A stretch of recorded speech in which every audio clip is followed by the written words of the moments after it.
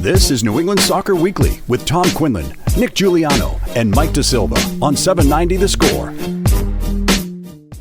Oh, yeah! Hi, boys and girls. What's up? What's up? How are you? Welcome back to another edition of New England Soccer Weekly. Hey, if you win this weekend, I really do think you wipe out the month of May and you go into July as one of the top 3 to 5 teams in MLS. Really, really exciting weekend if you could pull it off this weekend and get a win. Mike, Nick, guys, how are you? What's up? What's up? And if you go back and listen to podcasts from May, at the end of May, we said that this month, Mike, you and I had a long discussion about we are going to see what this team is, not the first 2 months. Still, we're not going to know all of 2023, but June has been a good month for New England. It's been a good month. They've hit a stride. They look good. The depth, which we were worried about probably about a month ago, hasn't really affected them too much, clearly, because they're getting the results. And yeah, I think you're seeing what the full potential of this Revolution team is. Now, with that being said, the transfer window is going to be huge for this team on what they do in the second half of the season. And that's not just about who they bring in, but it's about if they end up sending people away too. That's true. And with the team as constituted now, this is a very good team, but I think we all are in agreement that you need maybe 1 or 2 more pieces to bring in to solidify it. Still a long season. Exactly. It's a long season. But let me ask you this, both of you, and you can say it at the same time. Why over the past 5 weeks has this team started to play next level? Because Gustavo Bo's back.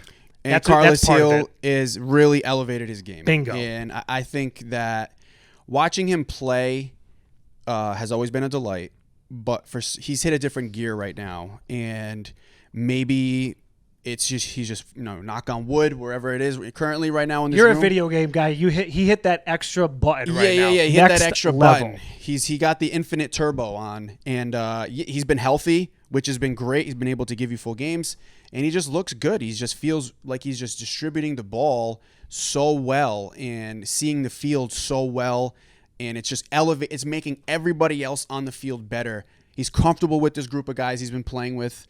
Even if they've moved the starting lineup around a little bit, it hasn't mattered to him at all. One of the things I think is different this season than the MVP season, which we saw him play this way consistently all year, is that he's not only scoring, but looking to shoot more. Yeah. And it's because he has to with the way the team's constituted. But that, to me, is a big reason why I think he's even more engaged, because that euphoric feeling of scoring, as great as it is to have assists, there's nothing better than putting the ball in the back of the net. And he's scoring a lot this season, which we haven't seen in seasons past. Yeah. And it's huge. I mean, think about it. Sometimes you got to just go and do it yourself. And he's somebody who's capable of doing that.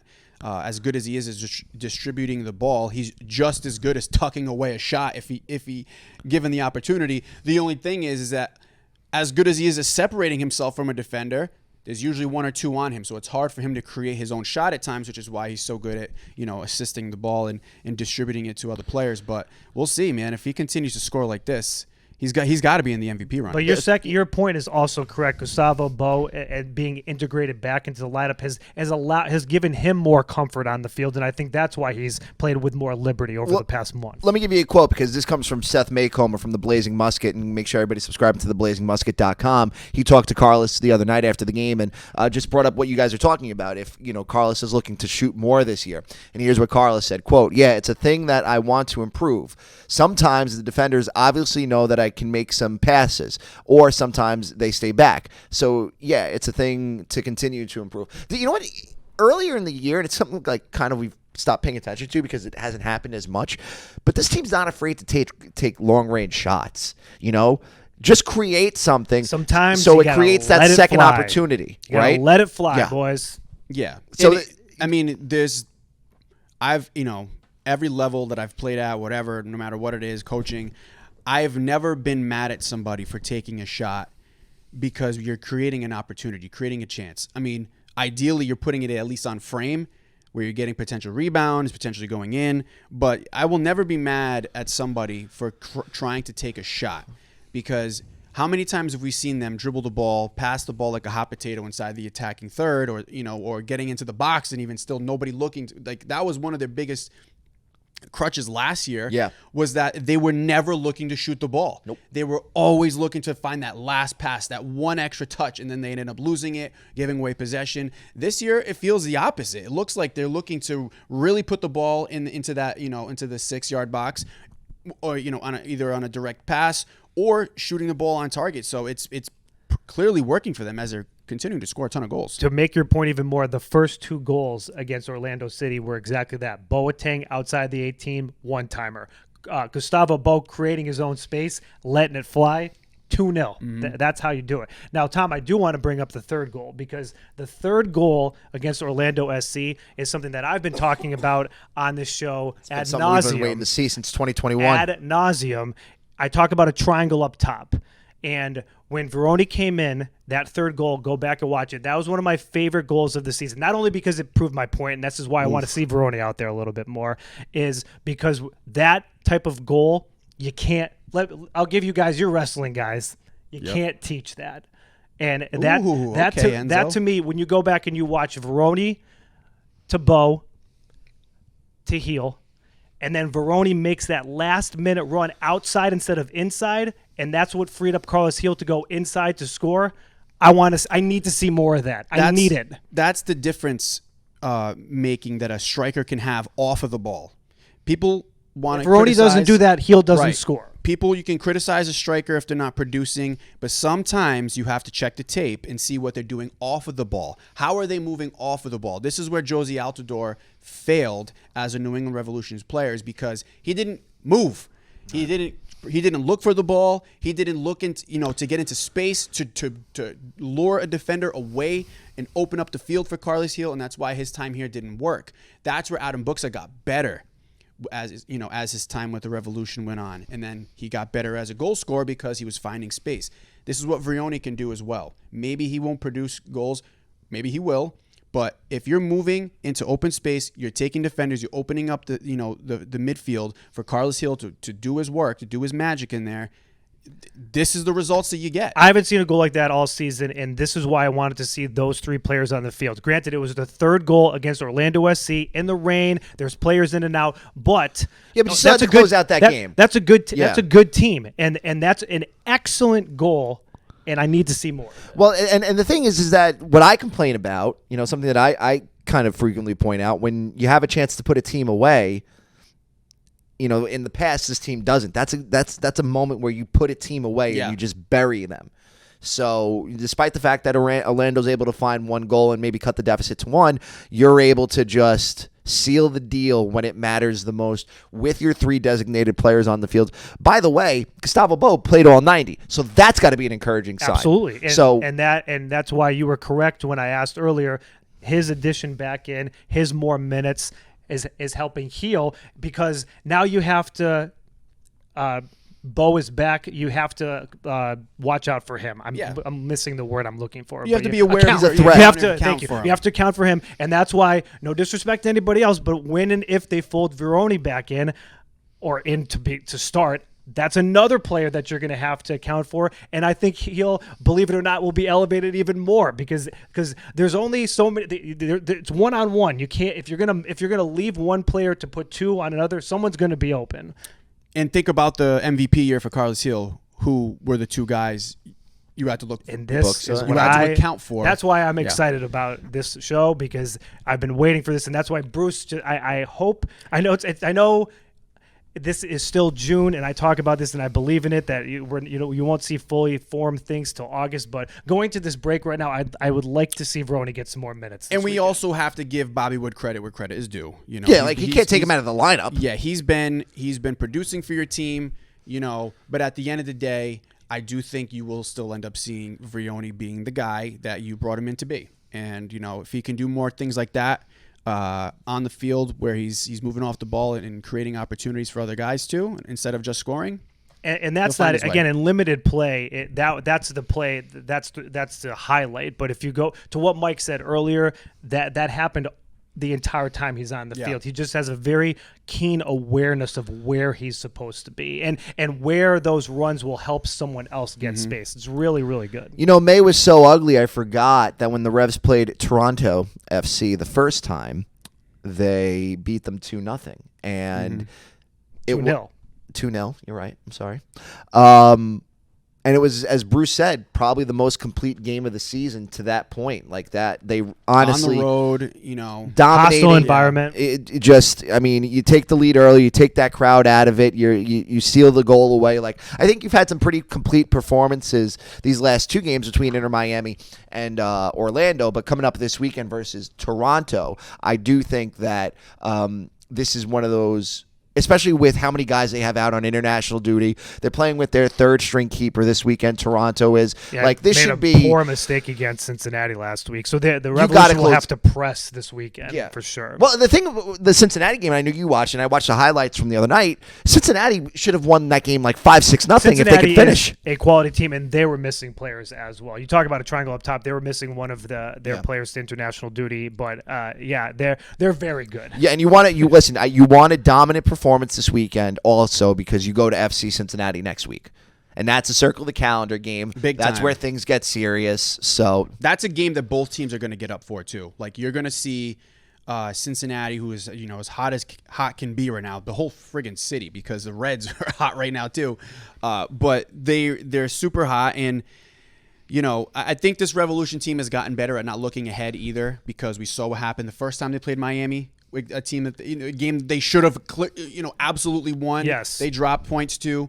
I do think that they're not going to be looking ahead. Regardless if they're playing a struggling Toronto team this weekend. Can't look past this weekend. Yeah, they can. They're not going to look past this weekend. Well, looking back at the first time they played Toronto, a player that really had an excellent game who scored this past weekend was Ima Boateng. This was kind of his resurgent game. Right. After Dylan Brero gets hurt, he gets put into the outside midfield role. Played very well. So if you're looking for a sleeper player this weekend, it could be Ima Boateng. Played so well against Toronto. They have pretty much a similar lineup that we saw a month ago. By the way, shout out to Real Boston Rams legend Dominique Badji for scoring the other night for FC Cincinnati. MLS journeyman at this point. Almost 10 years in the league now. Nice. Good for Dominique Badji. BU graduate. How you doing? Real Boston Rams. What could have been? Anyways, so before we bring on Matt Cullen from MLS Season Pass, the international window is getting ready to open. So we're getting Tommy Tex this week, Mike. Yeah. Very exciting. Very exciting. First off, you have to keep the core of this team together. And the core of this team, I think, is for guys that are being rumored to go, George Petrovic. Right. Which funny you bring it up. Tom Bogert this morning retweeted his own tweet from February saying sources.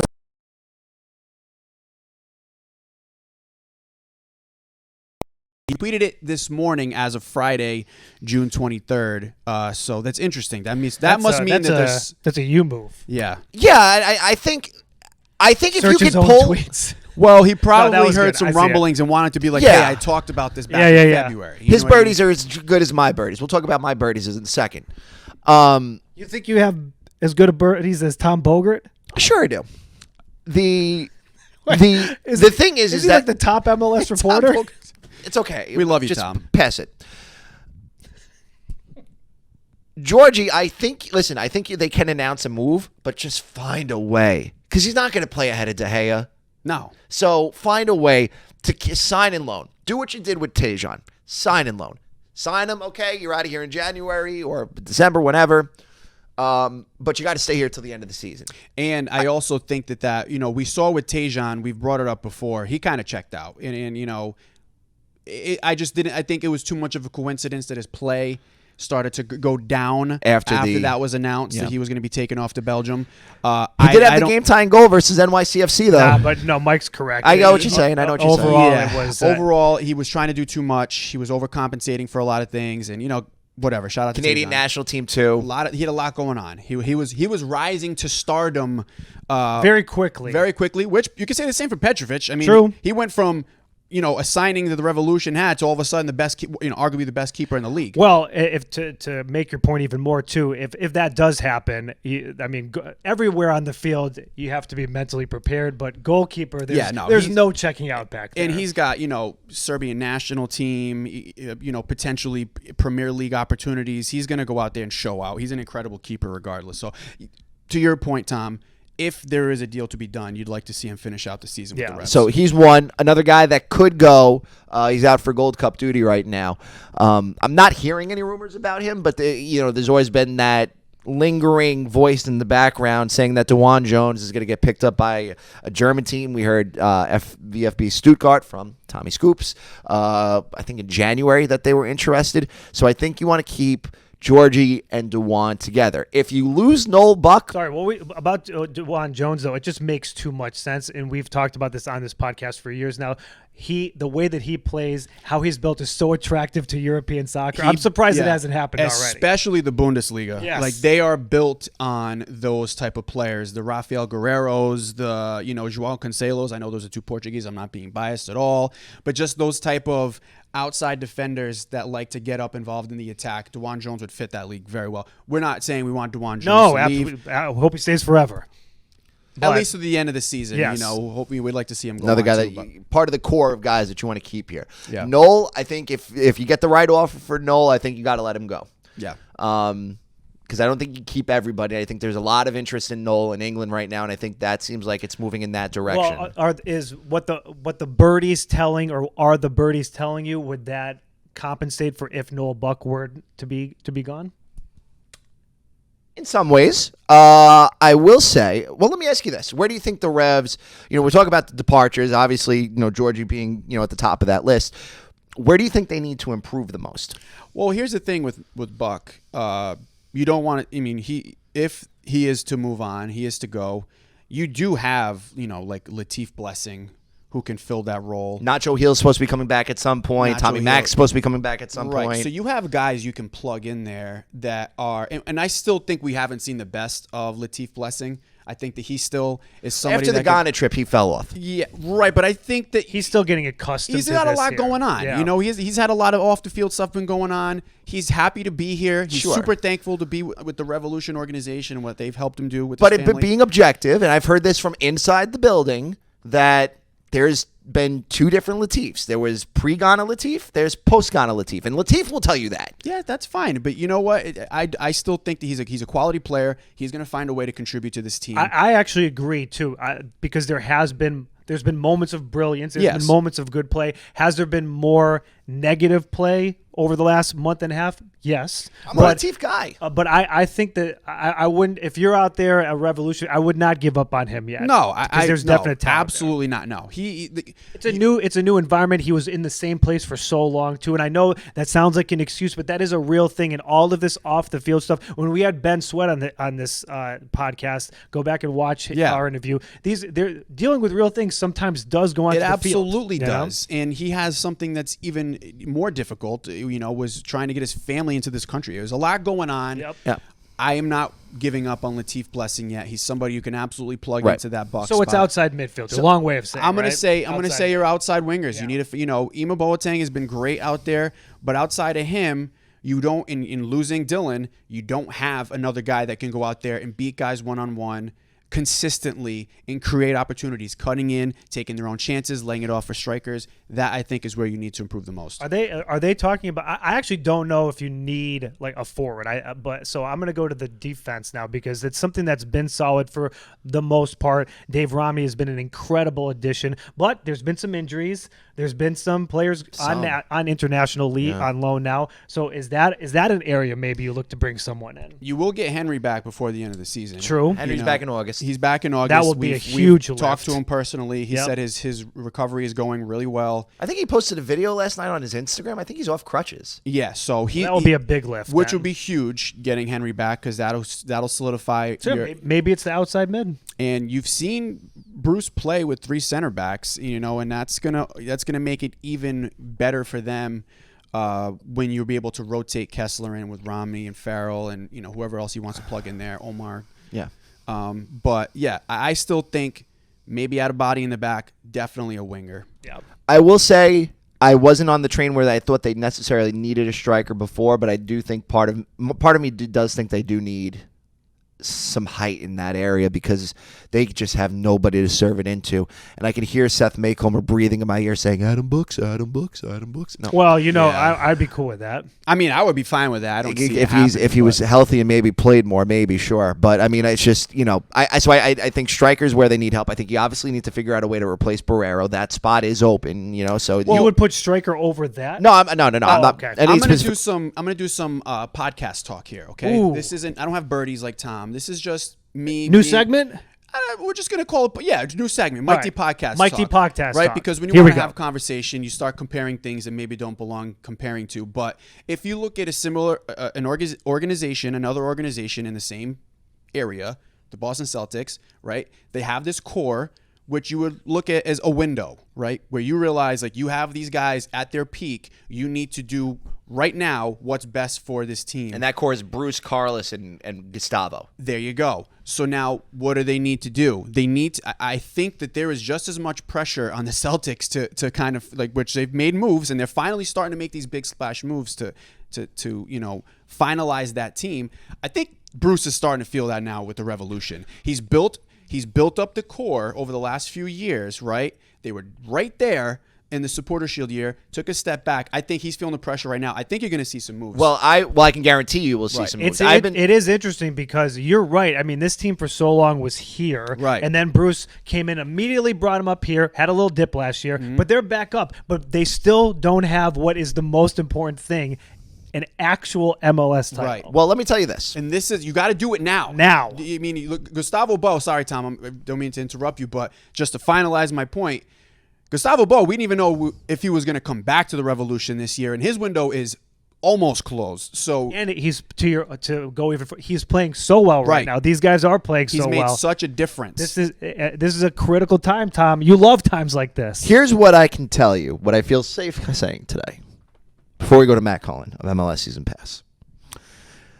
What Tom Bogert said was very true the other day on MLS Extra Time. Obviously, they are looking to fill two spots right now, but one of those spots is a center mid. Okay? What my birdies are saying. Oh, boy. Uh-oh. Do not be surprised, ladies and gentlemen. Okay. If the Revs take some of that Jose Do, Re, Mi, Fa, Sol, La, Do that they just cleared up. Don't sue us. And they make a trade within the conference. Within the conference. Interesting. Does that happen a lot? It's happened in the past. Just saying. Just saying. Matt Cullen from MLS Season Pass coming up next. Oui. Bienvenue. Oh, no. On New England Soccer Weekly. Garçons et filles. When he texted that yesterday in our group chat, we should have asked why, and just so we could have started this differently. You know what? Eating grin on his face as he's trying to read something. Matt, we apologize off the bat already, Matt. Yeah, Toronto arrive en Viel Set Samani. Please yes? don't. Oui. Please stop. No, please. I thought it was. Listen, I did not. First off, I took Italian when I was growing up in high school. Well, this is French. Because my cousin told me the teacher was cute. Didn't take Spanish, so I have no knowledge of Spanish. But French is a cool language. I would want to know French. Yeah. They say it's the language of love. Maybe you should have taken some classes before you just tried to read words that you've never seen before. Google Translate does a very good job. Bilingual you are not. Matt Cullen is on the French broadcast with Sebastian Letou. How do you do?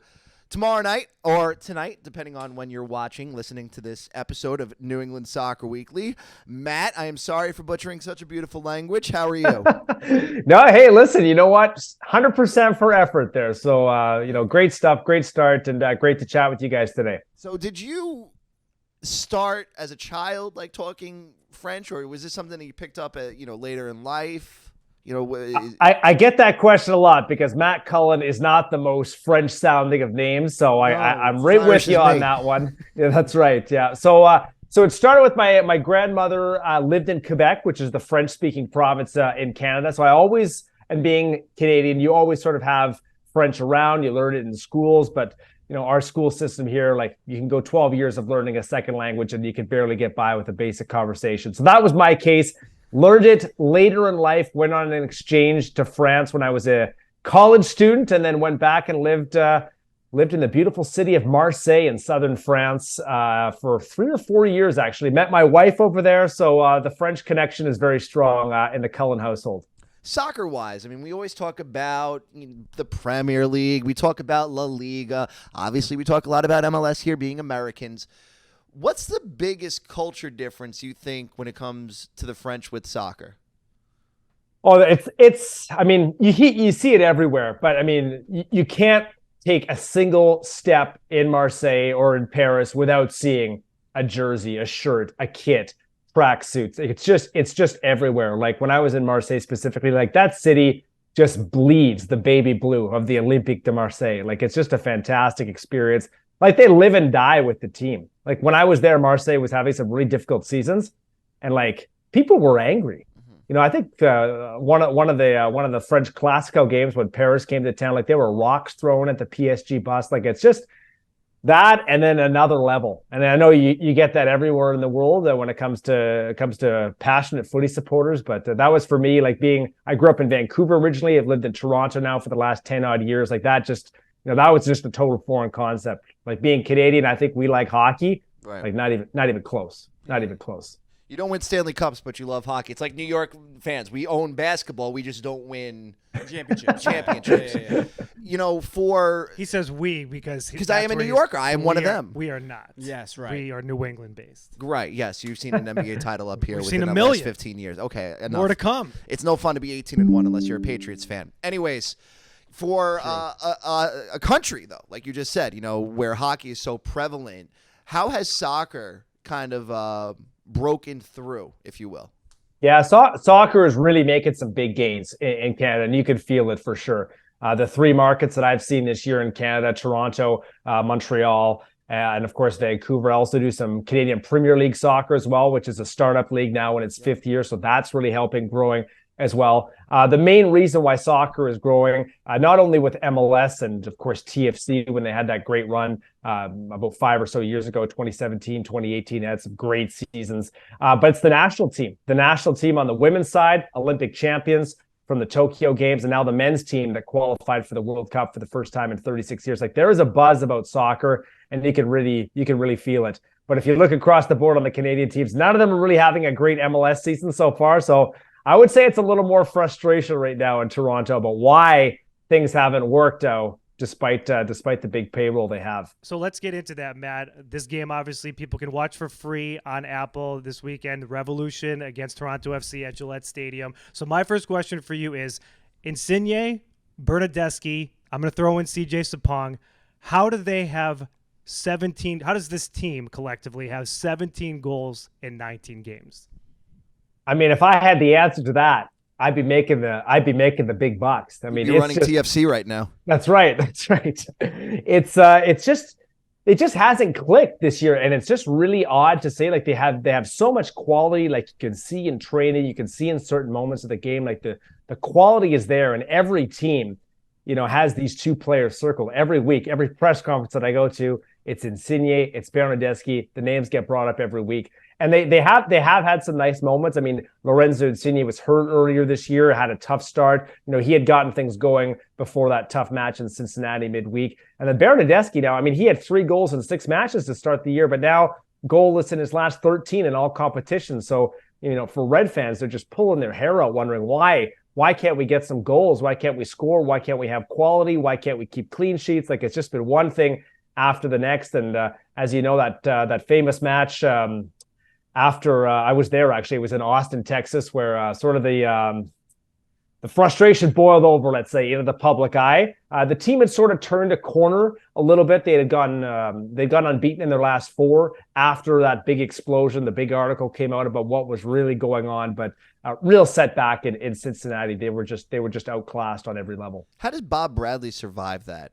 That was a really scathing article that made it look like that locker room was disconnected from his vision. And I know you just said they rattle off a couple of results, so maybe that keeps him in the mix, but it still doesn't feel like enough. Only 19 points on the season so far. Through 19 games, you only have 3 wins up there. Not you, but I think you know what I mean. Yeah. Even though if you had this, you know what I mean. How does he survive all of this? Well, I think he's Bob Bradley.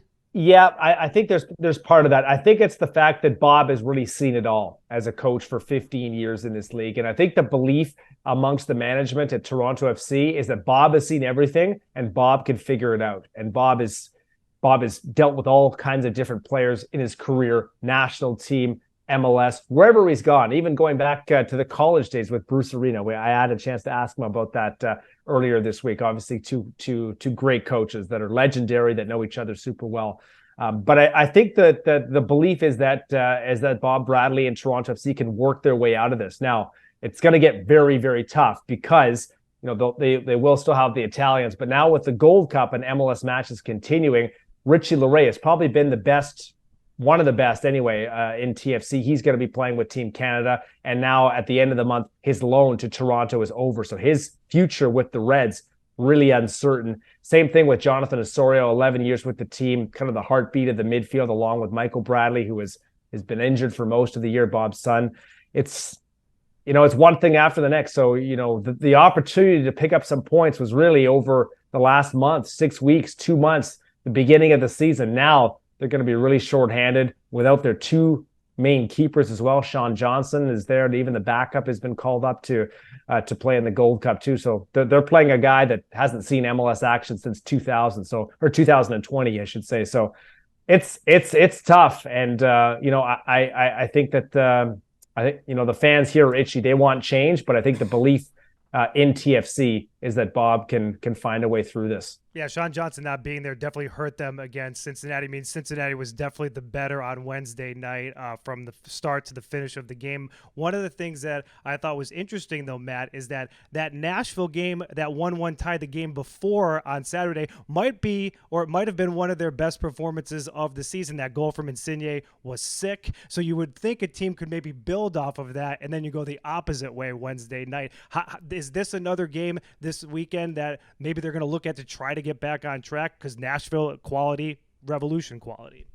Yeah, every game right now is just, there's such a micro focus on the game. And if they don't get a result, just the tension builds. You can see there's frustration in Toronto. And I think there was frustration in that Nashville game, despite playing so well. And Sean Johnson's a great keeper, and he's been in this league for a long time. Like, you're not a good keeper if you stay in the league for that long. But boy, that was a really tough second half goal to give up. I'm not sure if you've seen it, but essentially a routine save that goes off his fingertips, and that cost Toronto 2 points. And then you look at the pressure's off. You can start building positive. Instead, it's another draw. They've had 10 draws this year. Like, they just can't seem to pick up 3 points. And now they're going to another tough place, Gillette Stadium. And I know that the Revs have done really well there this year. They're unbeaten in 9 to start the year. I think they can beat a club record if they can either pick up a win or a draw. So you're going to Cincinnati, where they just picked up their 10th straight win at home. They're closing in on an MLS record, and then New England closing in on a franchise record. So really two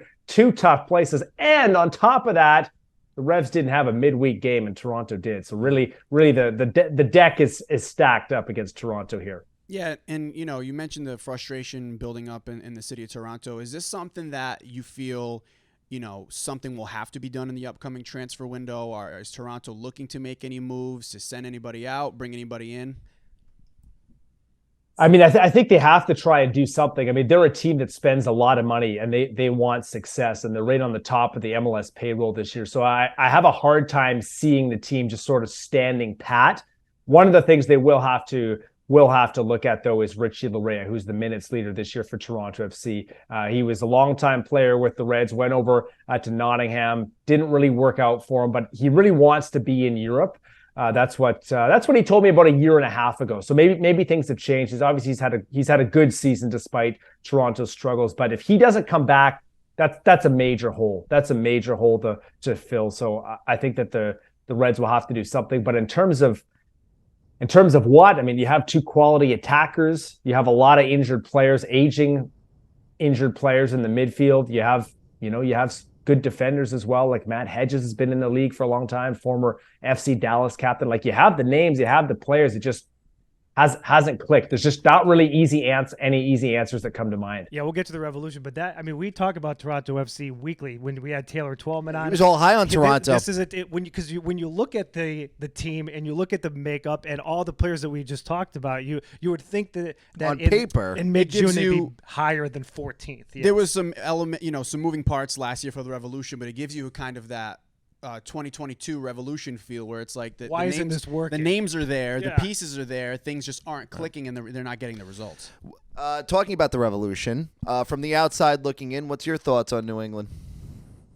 Really strong team, and a team that's played well as of late. I saw them back in early May. I called the game on Apple TV when Bruce Arena's squad picked up a pretty solid 2-0 win in front of Toronto supporters at BMO Field. And it was Bobby Wood that scored sort of a breakaway kind of a goal off of a Rosted turnover, and then it was DeJuan Jones scoring in the second half that game. I know DeJuan is off playing at the Gold Cup right now, but had a chance to speak with him before and after that match, and really, really quality guys, and really happy to see that he's having another great season. I know the national team was on his radar as well, so glad to see that he's able to live that out. It was a comprehensive performance, and then after that, I saw the scores kind of got crazy with New England. I saw some 3-3s. I saw back-to-back 3-3s. And then it looks like in the last 5, New England has really started to settle it down. I think I'm beat in the last 5 and a couple of home wins by the 3-1 score. So at least they're still scoring a lot of goals, but maybe not giving up the 3-piece, which I'm sure Bruce is pretty happy about. And a team that's right up there in the standings. Good squad. Gillette Stadium is a tough place to play. There's a reason why nobody's won there this year. So excited to be back. Excited to actually make my first trip to Gillette. I've done some MLS matches in the past, but all from studio. Sports broadcasting now, it's pretty easy to do stuff from studio. But excited to have the opportunity to be in New England. Oh, you will be enthralled by the people that go to Six Strings, let me tell you. And then stop by Scorpion Bar after. I'm going to be writing my notes. I'll take all your tips. So you talked about this team over the last 5 games stepping up, and this is a player who is an MVP, who plays consistent. But to me, Matt, and I want to get your thoughts on Carlos Gil, he has gone next level over the last 5 weeks, and I think that's why you've seen this team elevate, because he's just playing masterful soccer. We saw it again this past weekend against Orlando Carries City. this team in some senses. Absolutely. And for them to be successful, he's going to have to. And everyone else is going to have to rise up because of his talent. But, what you saw him in Toronto. What have you seen over the past 5 weeks with him in that elevation? Yeah, he's just such a treat to watch. You guys have got a good one on your hands there. He controls the midfield so well. Toronto is going to have its hands full, especially with no Jonathan Osorio and Michael Bradley available. Like, that is a big presence, and that's the first thing that came out of Bob Bradley's mouth when I asked him about this earlier this week. Is like, how do you contain this Revolution team? And it's like, well, it starts with Gil.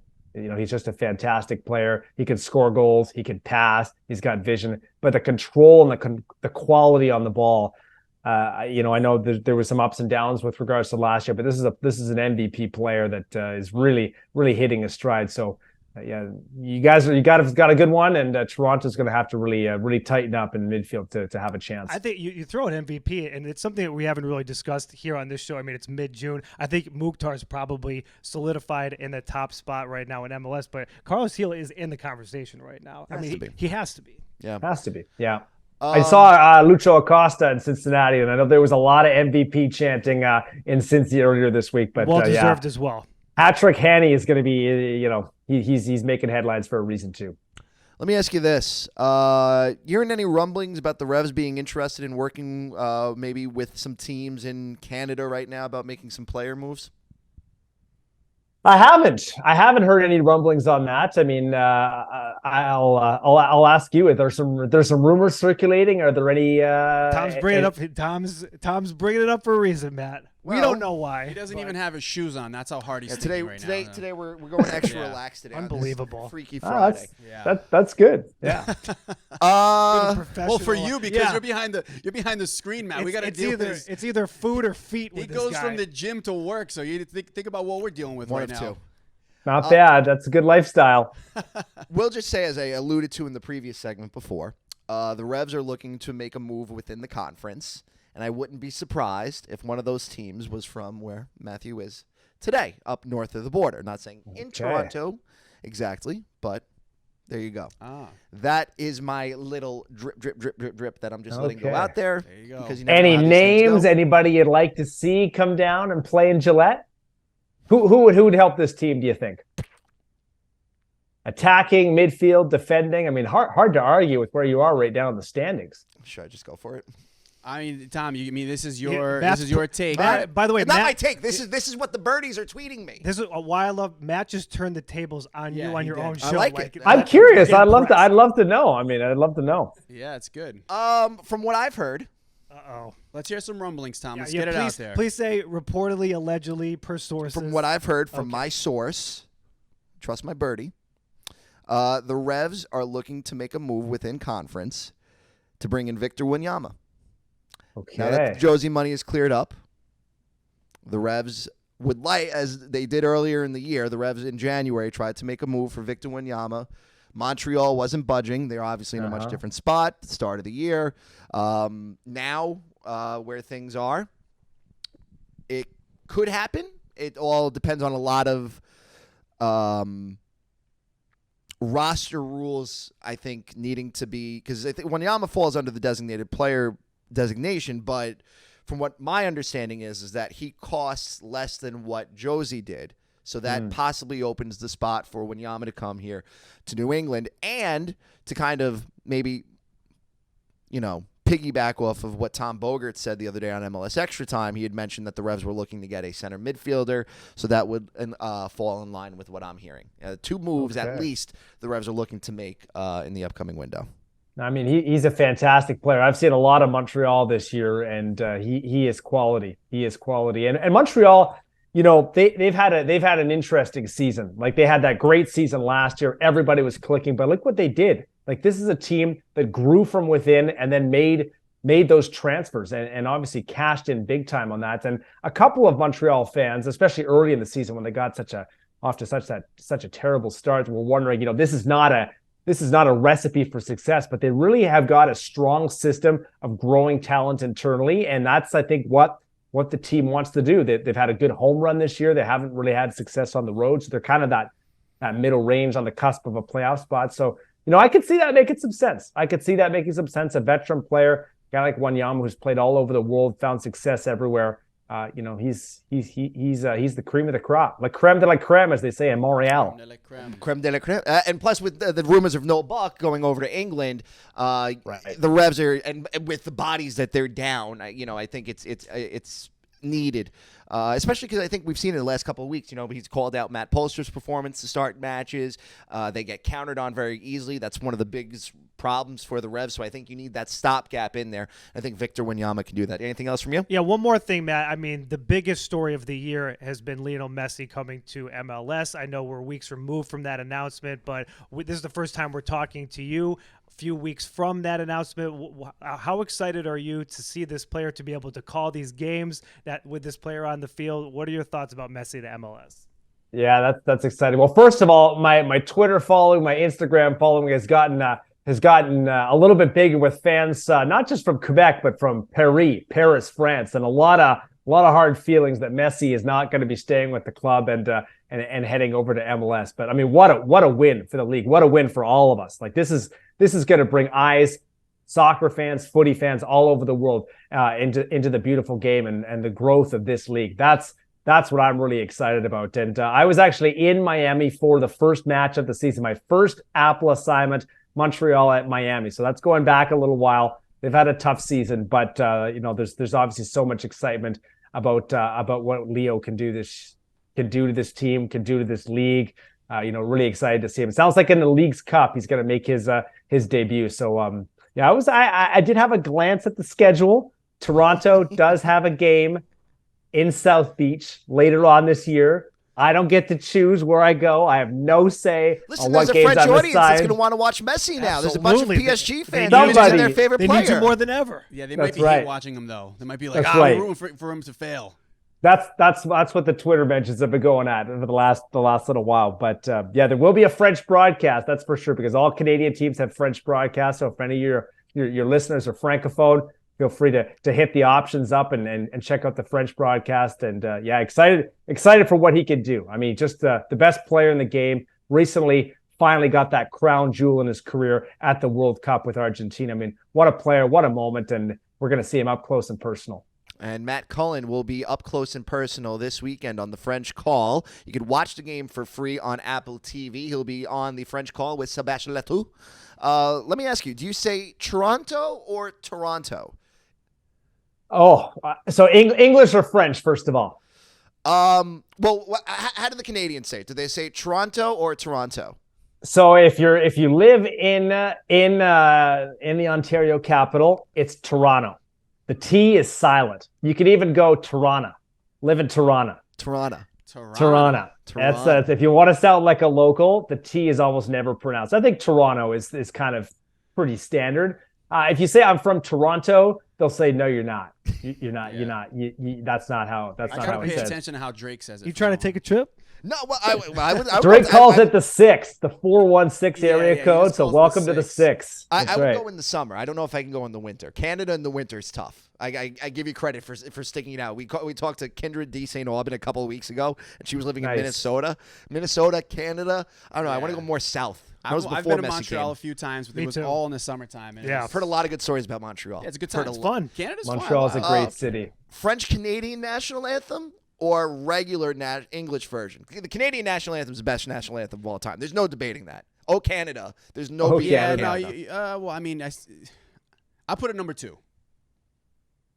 I don't know. What's number 1? Canada might be the best one of all time. I mean, I want to make sure that I can keep my citizenship here, so I can't go against freedom of speech. We could say it's a national anthem that moves me every time. Like it brings chills. Yeah. The Star Spangled Banner.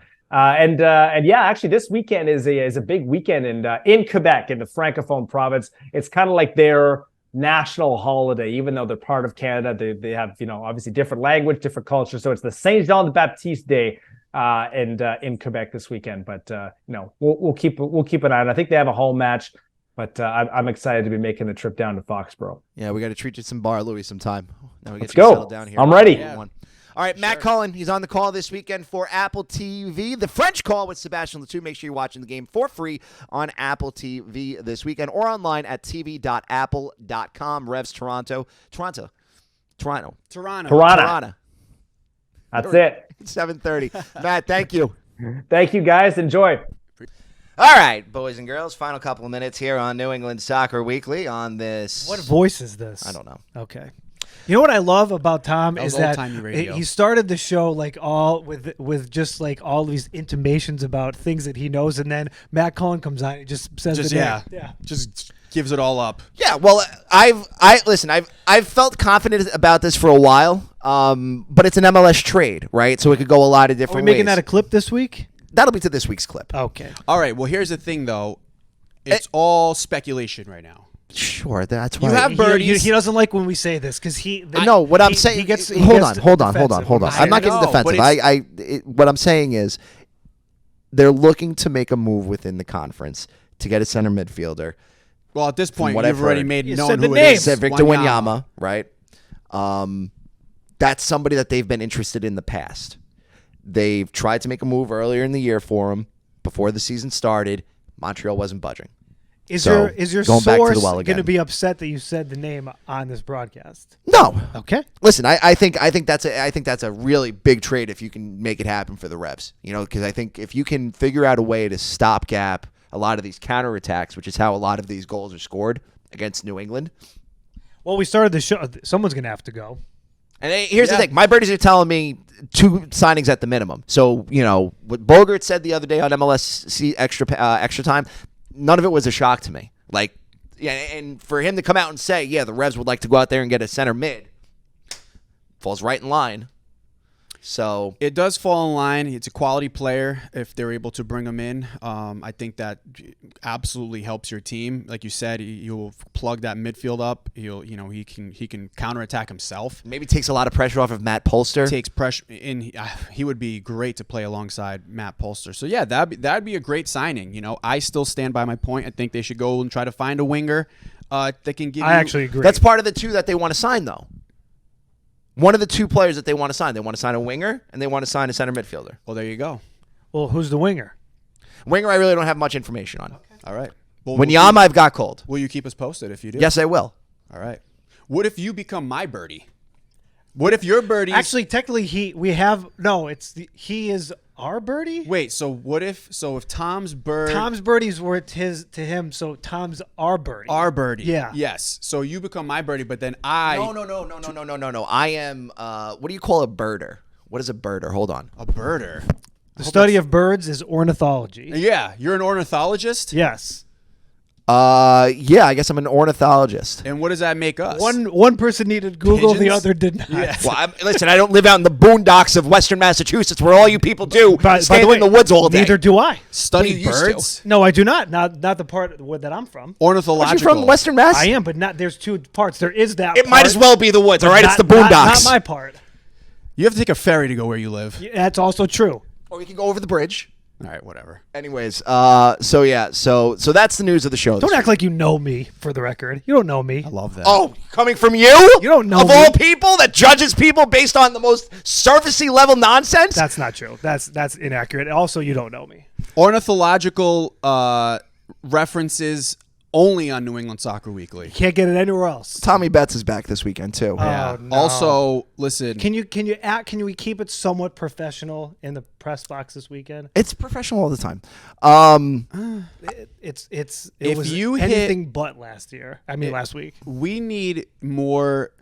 What I need you to do is I need you to cut some of that 17-leg parlay and make a few just straight bets. Okay. Just make a few straight bets to try to, at least break even. Yeah, if you want to be someone who tells people how to gamble, you might want to switch your Here's the methodology. thing, I'm not a pro gambler, so if you're listening to me for gambling advice, that's your fault. That's a good point. I'm just here for the entertainment value that I can bring you with all of my heavy-handed parlays that pay out very nicely if you hit them. No, I'm not going to lie. It isn't. I do actually look forward to your screenshots every week because I want to see just how it's ridiculous. also interesting that those screenshots are heavier each week. There's much more. The amount each week, it's exponentially more. Yeah. Oh, if you don't think I'm going to be slamming the Union and Inter Miami this weekend, and I might even go heavy on Houston and Austin. Tom, here's where it becomes a problem. I'll start being concerned when you start mixing in Russian ping pong parlays. That's when I'll have an issue. They got pickleball up at Gillette today. You saw that? I know. Do you know how much it was to get into that freaking tournament? A lot. It was Really? It was like $250 per head. Shut up. Yeah.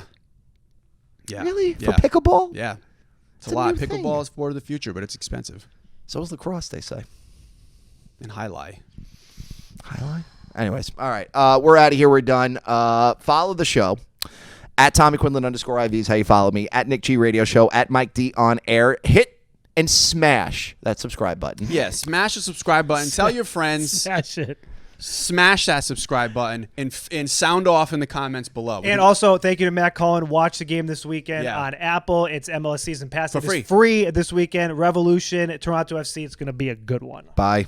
Bye. Bruce. Great. Thank you.